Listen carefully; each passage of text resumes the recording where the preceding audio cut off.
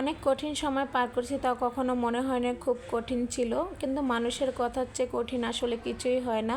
তো যার পৃথিবীতে মা নাই তার পুরাটা পৃথিবী অন্ধকার। হ্যালো এভরিওয়ান, আসসালামু আলাইকুম। তো আজ ছিল শুক্রবার, আর শুক্রবারে কিভাবে জানি এই দিনে আমার শাশুড়ি মারা গেছে অনেক বছর পরে। আজকে এই দিনের সাথে মিল হয়েছে।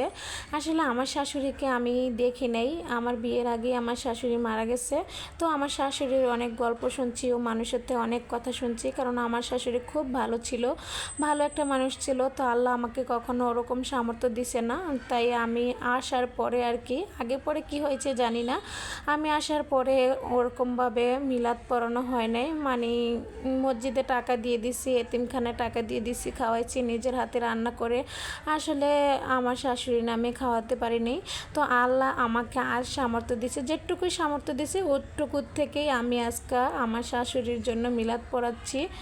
তো আমার শাশুড়ির জন্য মিলাদ পড়াচ্ছি। শুক্রবার অনেক হুজুর আসবে, অনেক মানুষ বলছি। মোট 30 জনের আয়োজন, রান্নাবান্না করতেছি, তাও আবার একা হাতে।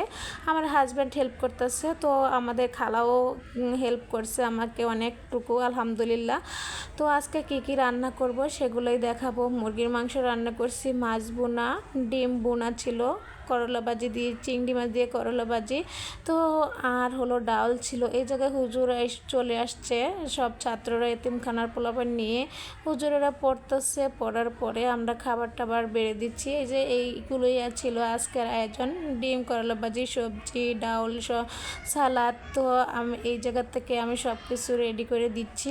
আর হলো আমার হাজব্যান্ড সব কিছু নিয়ে সবাই হুজুরকে সামনে দিচ্ছে, যার যেটুক লাগছে অতটুক খাইছে আলহামদুলিল্লাহ।